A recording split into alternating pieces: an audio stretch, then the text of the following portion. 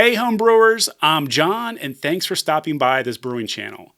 In this video, I'm going to be brewing a Treehouse Hazy IPA across 3 different homebrewing systems. The first system is a beginner's extract system, the second system is a brew in the bag system, and finally, I'll be brewing on a more advanced all-electric HERMS system in my garage. I'll be using Treehouse's recipe off their YouTube channel. If you're new to homebrewing or you've been brewing a while and you're curious about these systems, you should walk away after watching this video and have a real good idea how these systems compare to each other. Before we jump into each brewing method, let's talk a little bit about the recipe. I'll be using similar ingredients across all 3 brewing systems, and we'll see how each brewing systems produce the final beer.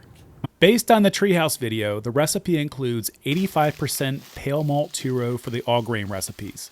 I'm using pale malt extract for the extract recipe, 5% carafoam, 10% flaked oats to create the smooth mouthfeel, Magnum, Citra, Amarillo, and Simcoe hops for the boil, flame out, and dry hops, and London Ale 3 yeast for fermentation. The overall recipe is pretty simple. I'm not expecting to produce something like a Julius, but the grain bill and hop combinations, along with careful attention to the brewing process in regards to the mash temperature, hop additions, and fermentation temperatures, should produce a pretty good hazy IPA. For the HERMS all grain brew, I'll create a water profile to see if I can enhance the hop flavors compared to the spring water I'll use for the brew in the bag and extract brew. Creating water profiles is a way to fine-tune different characteristics of the final beer. In addition to creating water profiles, I will also use a fermentation chamber and a glycol system to control temperatures for each beer during fermentation. If you're just starting out, this equipment is not necessary, but precise temperature control does help improve the quality of beer. Make sure to check out my videos of these DIY systems if you haven't already. While there are differences in the 3 brewing methods I'll share in this video, they all share the basic brewing techniques. At a high level, each brewing method consists of mashing, boiling, fermenting, and conditioning. Each of these steps can vary in complexity and execution across these brewing methods, but they all remain the same in terms of producing beer. Mashing. In this step, you'll mix crushed grains with hot water, activating enzymes that convert starches into fermentable sugars. The temperature and duration of this process can affect the beer's flavor and body. Boiling. After mashing, the wort is boiled, which serves several purposes. It sterilizes the wort, extracts flavors and bitterness from the hops, and evaporates unwanted flavors from the beer. Fermenting. Once the wort is cooled, it's time to add yeast, which ferments the sugars and produces alcohol. Conditioning. Finally, after the fermentation is complete, the beer is conditioned. This step allows flavors to mature and helps remove unwanted byproducts from fermentation. If you're enjoying the video so far, make sure to give me a thumbs up and subscribe for more homebrewing content like this in the future. Let's go ahead and start this brewing comparison. I'll show you a side-by-side comparison of the mash, the boil, the fermentation, and the conditioning, and I'll point out the similarities and differences of each system. First, we'll start with mashing the Extract Hazy IPA brewing in my kitchen. Extract brewing is concentrated wort that's been processed and dried or liquefied. Extract brewing is one of the simplest forms of mashing because the mash process is already done for you. For this brew, I went back to basics and used the equipment found in my kitchen, including a stove top for the heat source, a 16-quart kettle, a plastic stirrer, a thermometer, Molson bags for the oats and hops, and a scale to measure out the hops and oats. For the mash ingredients, I bought 3.3 pounds of Breeze pale malt extract and some flaked oats. For all the recipes I used in this video, I use a brewing software that calculates the grain bill and hop additions for each beer and uses the Treehouse recipe as a guideline. For this 2.2 gallon extract brew, I filled a 16-quart kettle with 1.75 gallons of water. Added 10 ounces of flaked oats to the mash water and slowly brought the temperature up to 152 degrees to extract the silky character from the oats that lends to the soft mouthfeel of this hazy IPA. After I hit my mash temperature, I soaked the flaked oats in the mash water for 20 minutes and then removed the bag. I then added 3.3 pounds of pale malt extract to about a gallon of water and brought the wort up to a boil. This amount of extract should get me to the 1057 starting gravity for this brew. I'm targeting 1057 for the brew in the bag and HERMS brew as well. Adding the malt extract was pretty easy. I dumped the extract straight into the kettle and then washed the can out a few times with hot water. That's it. The mash is done for this extract brew. Next, let's go over the brew in the bag recipe. This process gives us more control over the recipe and really lets us fine-tune the mash profile. All grain brewing like this brew in the bag method requires a couple more pieces of equipment and a little extra time compared to extract brewing, but this process lets us unlock a whole new range of recipe possibilities. We'll still keep things simple while gaining a lot more control over the final product. With all grain brewing like this brew in the bag process, we're creating our wort directly from crushed grains by mashing them in hot water. This process allows us to influence the beer's flavor and body by adjusting things like the mash temperature and grain selection. If you don't have equipment like a grain mill, you can do what I did for this video and have your local homebrew store measure and crush the grains for you. For the equipment used in this brew in the bag brew, I'm using a larger 7.5 gallon kettle that has volume markings to make measuring a little easier, a valve that allows me to transfer the beer without picking up the kettle and dumping the wort like the extract kettle, and it has a built-in thermometer. The location of the thermometer on this kettle was a little high for this 2.5 gallon batch of beer, so I had to use the same thermometer I used in the extract version. The new piece of equipment besides a larger kettle is this mesh bag that holds crushed grains during the mash process. Unlike the extract brew, I'm going to extract fermentable sugars from the crushed grains by using a target mash temperature. Here's how it works. I added a few gallons of spring water to my kettle and brought the water up to around 170 degrees. This is my strike water. I then placed the bag in the kettle and added the crushed grains to the kettle and mashed in. The temperature of the grains should bring my strike water down to my target mash temperature of 152 degrees. I use a paddle to stir the grains around in the water to remove clumps of grains called dough balls. This process ensures there's a good even water to grain contact during the mash process. When the mash temperature hits 152 degrees, I cover the kettle and let it mash for 60 minutes. After 60 minutes, I lifted the bag of spent grains out of the kettle. For my system, I place a kitchen colander on top of the kettle and place the bag on top of the colander. Most of the wort drains into the kettle. I then dump 170 degree water on top of the grains to rinse the grains. I then lightly press the top of the bag to get as much wort as I can out of the grains. Next, I went to the garage and I mashed on my electric HERMS system. HERMS stands for Heat Exchange Recirculating Mash System. The HERMS system uses a heat exchanger to maintain the mash at the desired temperature by circulating hot water through a coil that's submerged in the hot liquor tank, or HLT. My HLT is controlled by a PID, or basically a temperature controller that can monitor and quickly adjust the temperature of the HLT water. And this helps extract the sugars from the grains efficiently. Oops, wrong way. One of the biggest benefits of the HERMS system is the ability to achieve specific mash temperatures throughout the entire mash process with ease. Here's how my system works. I heat my strike water up to 170 degrees in my boil kettle. I then use my pump to pump the strike water through a heat exchanger found in my HLT into the mash tun. Once I fill the mash tun up with my target mash volume, I added salts into the mash water for this brew. Creating a water profile starts with base water without any minerals, RO water in my case, and then adding salts to achieve a profile for a particular beer. My water profile for this brew has a chloride to sulfite ratio of 2:1. This will help enhance the hazy mouthfeel. Check out my RO system install if you're looking for ideas for a new RO system. I then add the grains and mix my mash water just like I did in the brew in the bag mash process to remove the dough balls. I then configured my hoses to draw the mash water out of the bottom of the mash tun and pump the wort through the heat exchanger found in the HLT. The HLT is controlled by a PID that can maintain accurate temperatures in the kettle. As the wort passes through the heat exchanger, the wort temperature is corrected to the target temperature when it's passed back into the mash tun. I let this mash for 60 minutes. After 60 minutes, I transferred what was in my mash tun into the boil kettle. I ramped up the mash temperature to 170 degrees to wash the grains just like I did in the brew in the bag brew, and then added the water from my HLT into the mash tun and another round of sparging salts for the water and batch sparge for 20 minutes. After batch sparging, I moved the remaining wort into the boil kettle for the boil.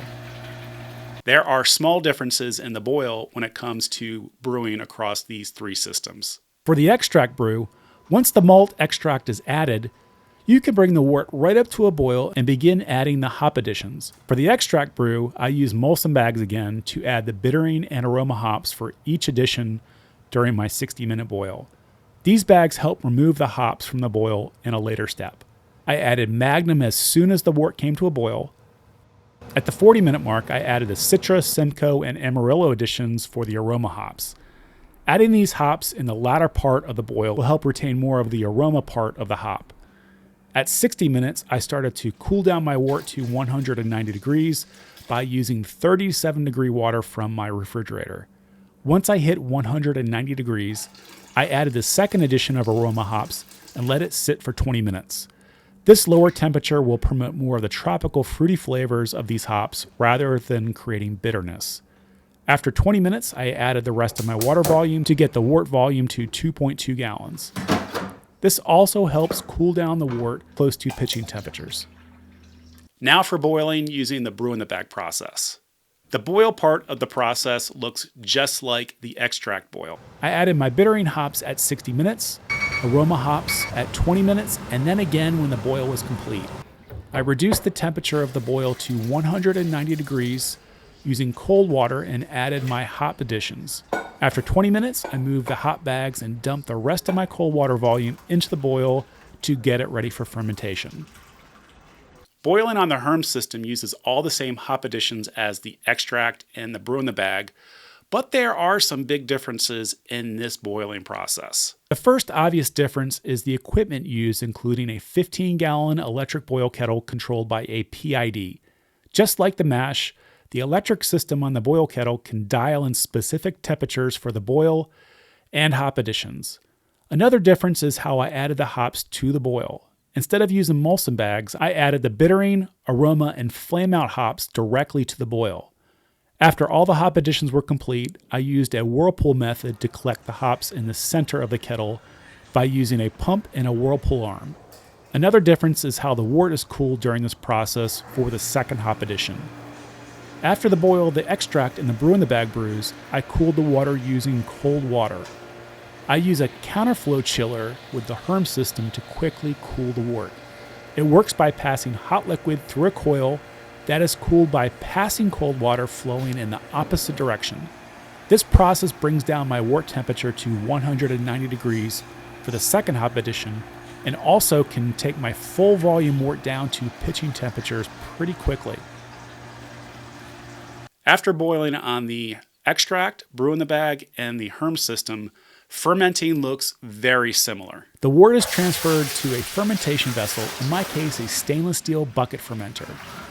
The yeast was pitched for these three brews when the temperature reached 67 degrees. For maintaining temperatures during fermentation, I used both a fermentation chamber and a glycol system. I have videos on both of these systems if you want to check them out and learn more about what they are and how they were built. The basic concept is the same for both systems. They both monitor the temperature of each beer and either cool the wort if it gets too hot during fermentation or heat the wort if the fermentation gets too cold. Both of these systems are used to cold crash the beer before kegging. After all three brews were set up on either the fermentation chamber or the glycol system, I set the temperature to 67 degrees and pitched my yeast. After 6 days, I added the dry hop additions using my DIY dry hopper. Check out my DIY dry hopper if you're interested in building something similar. I'm really happy with how this one turned out. After I added my dry hops, I checked the gravity readings for each beer, and I was within a point of final gravity. I went ahead and turned up the target temperature of each fermenter to 72 degrees for the diacetyl rest.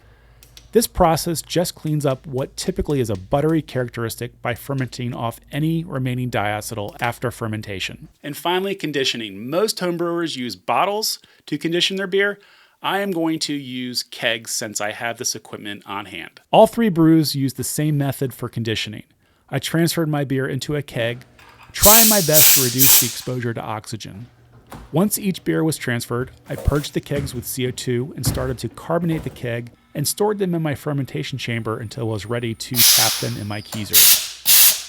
All right, we've brewed the 3 hazy IPAs across the 3 different brewing systems. Let's see how they stack up against each other in a taste test. First up is the Extract Hazy IPA. First glance, it is a darker hazy IPA. Let's go ahead and give it a taste.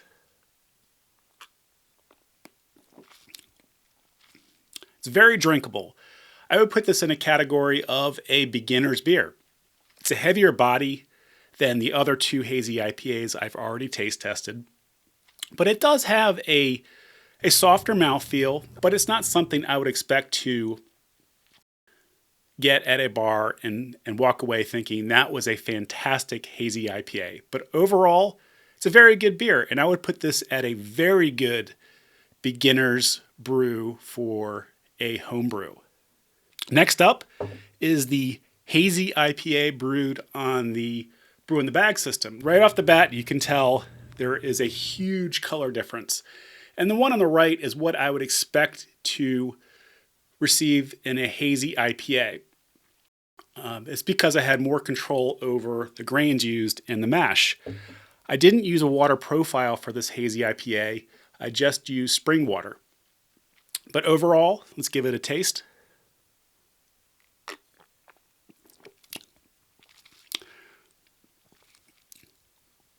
It's a very good beer.